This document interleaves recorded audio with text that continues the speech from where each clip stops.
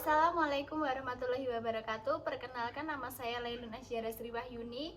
Saya adalah mahasiswa dari Universitas Islam Negeri Raden Mas Said Surakarta, program studi bimbingan dan konseling Islam semester 5 dengan NIM 201221089. Saya di sini akan menjelaskan tentang pengertian bullying dan macam-macam bullying yang sering terjadi di kawasan sekolah menengah atas. Ya, seperti yang sering kita jumpai di sekolah menengah atas, bullying sendiri memiliki banyak definisi. Salah satunya adalah bullying terjadi karena adanya candaan atau memang memiliki motif tertentu. Terdapat banyak definisi mengenai bullying, terutama yang terjadi dalam konteks lain seperti di rumah, tempat kerja, masyarakat, komunitas virtual. Namun, dalam hal ini dibatasi dalam konteks school bullying atau bully di sekolah. Seperti yang kita alami di kegiatan sehari-hari kita ini. Namun, dalam hal ini telah disampaikan oleh Juwita dan Sustio 2005 mendefinisikan bahwa school bullying atau sebagai perilaku agresif yang dilakukan berulang-ulang oleh seorang atau sekelompok siswa yang memiliki kekuasaan terhadap siswa-siswi lain yang lebih lemah dengan tujuan menyakiti orang tersebut.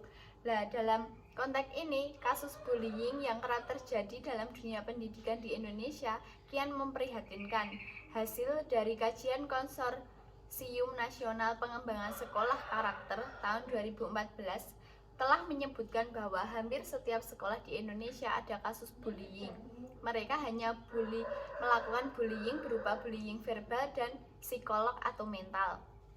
Nah, dalam kasus-kasus ini, senior mengejas junior terus bermunculan. Statistika kasus pengaduan anak di sektor pendidikan dari Januari 2011 hingga Agustus 2014 tergambar sangatlah meningkat pesat.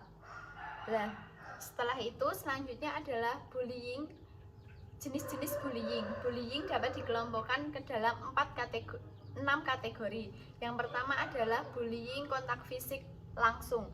Tindakan seperti memukul, mendorong, menggigit, menjambak, menendang, mengunci seseorang dalam ruangan, mencubit, mencakar, juga termasuk memeras atau merusak barang yang dimiliki oleh orang tersebut. Itu merupakan contoh bullying dari kontak fisik langsung.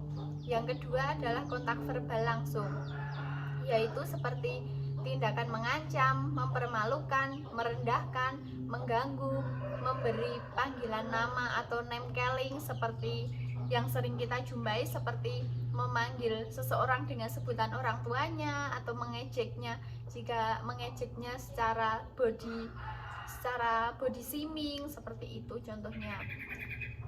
Terus yang ketiga adalah perilaku nonverbal langsung. Tindakan seperti melihat dengan sinis, menjulurkan lidah, menampilkan ekspresi muka yang merendahkan, mengejek, atau mengancam. Biasanya disertai oleh bullying fisik atau verbal. Nah, bullying yang ketiga ini biasanya bersamaan dengan terjadinya bullying fisik maupun bullying verbal. Yang keempat adalah perilaku nonverbal tidak langsung.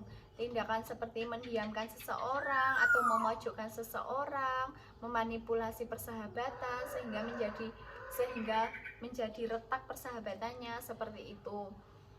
Yang kelima adalah cyberbullying. Tindakan menyakiti orang lain dengan cara media elektronik, seperti contohnya merekam untuk video intimidasi, terus pencemaran nama baik lewat media sosial. Sekarang seperti itu sering sekali kita jumpai dan terjadi di lingkungan sekitar kita.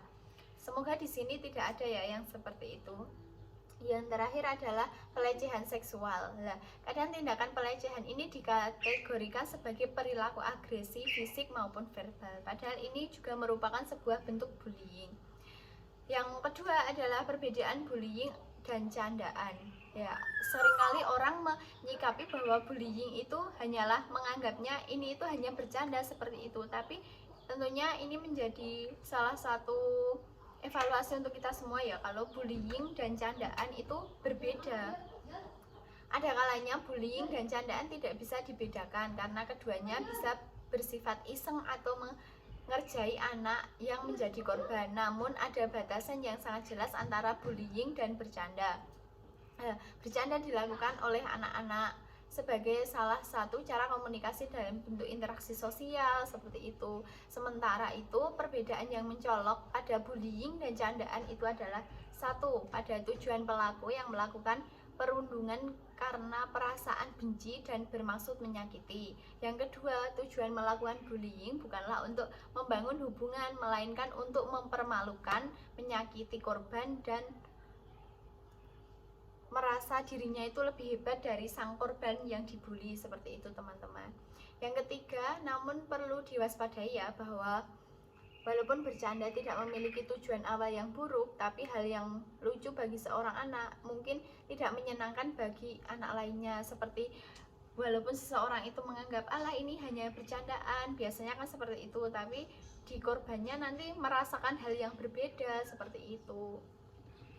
Yang terakhir itu ada dampak dari bullying sendiri. Lah, dampak bullying ini dapat mengancam setiap pihak yang terlibat, baik anak-anak yang dibully atau korban maupun anak-anak yang membuli. Anak-anak yang menyaksikan bullying bahkan juga bisa merasakan dampaknya. Nah, bahkan sekolah dengan isu bullying secara keseluruhan. Bullying dapat membawa pengaruh buruk terhadap kesehatan fisik maupun mental anak. Pada kasus yang berat, bullying dapat menjadi pemicu tindakan yang fatal, seperti bunuh diri dan sebagainya.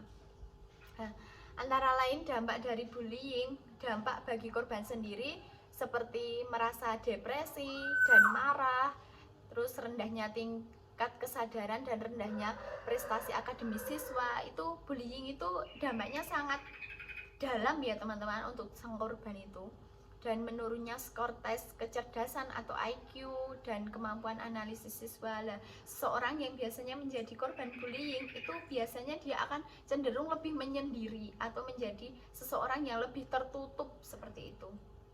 Dan jika dampak bullying bagi pelaku memiliki rasa percaya diri yang tinggi dengan harga diri yang tinggi pula, cenderung bersifat agresif dengan perilaku yang pro tetap terhadap kekerasan. Tipikal orang berwatak keras, mudah marah dan impulsif.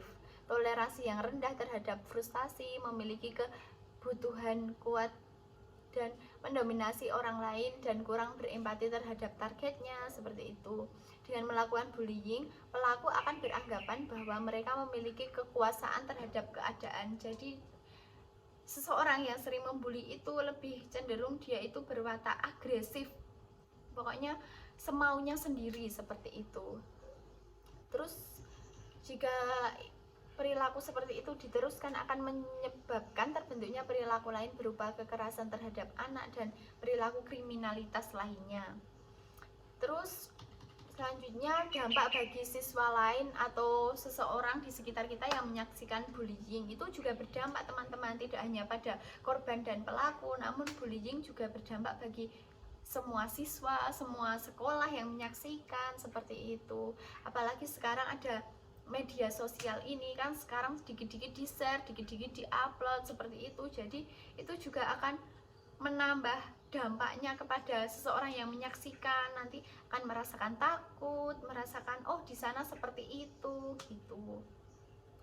Untuk bullying bagi orang yang menyaksikan atau bystander ini, jika perilaku ini dibiarkan tanpa tindak lanjut, maka para siswa lain yang menjadi penonton dapat berasumsi bahwa bullying adalah perilaku yang diterima secara sosial.